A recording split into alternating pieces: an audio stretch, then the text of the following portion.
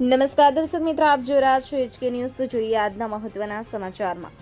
ઇલોલ ગ્રામ પંચાયતના અસલ રેકર્ડ ઘરેથી મળ્યા, સરપંચ અને અકબર વેપારી સામે ગંભીર આક્ષેપ। ઇલોલ ગ્રામ પંચાયતના અસલ રેવન્યુ રેકર્ડ અને લેમિનેશન મશીન સરપંચ કમર અલીના કહેવાથી અકબર વેપારી દ્વારા કોઈ પણ પ્રકારની પંચાયત બોડીની જાણ કર્યા વગર પોતાના ઘરે લઈ જવામાં આવ્યા હોવાનો ગંભીર આરોપ સામે આવ્યો છે।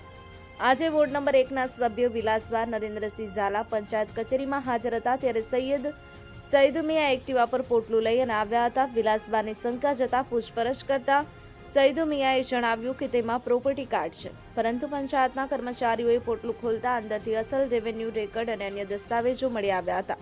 તલાટી સાહેબ રજા પર હોવાથી આ તકનો લાભ લઈ અને અકબર વેપારી અને સરપંચે પુરાવા નાશ કરવાનો ઈરાદો રાખી આ રેકર્ડ બહાર લઈ ગયા હોવાનું અનુમાન વ્યક્ત કરવામાં આવ્યું છે। માહિતી અનુસાર સરકારશ્રી તરફથી જૂના સર્વે નંબર 1540 નવા સર્વે નંબરો 135, 142, 145 અંગે ટિપ્પણ નોંધાયેલ છે અને સરકારના ખર્ચે માપણીનો ઓર્ડર પણ થયેલો છે। આ જ રેકર્ડ પુરાવા નાશ કરવા માટે લઈને જવાયો હોવાનું કહેવાય છે। આ મામલે વિલાસબા ઝાલાએ જિલ્લા વિકાસ અધિકારી તથા કલેક્ટર સાહેબને રૂબરૂ રજૂઆત કરી છે અને સમગ્ર મામલે નિષ્પક્ષ તપાસ કરવાની માંગણી કરી છે। Mohammad સફી તાંબડિયા, HK news, Himmatnagar.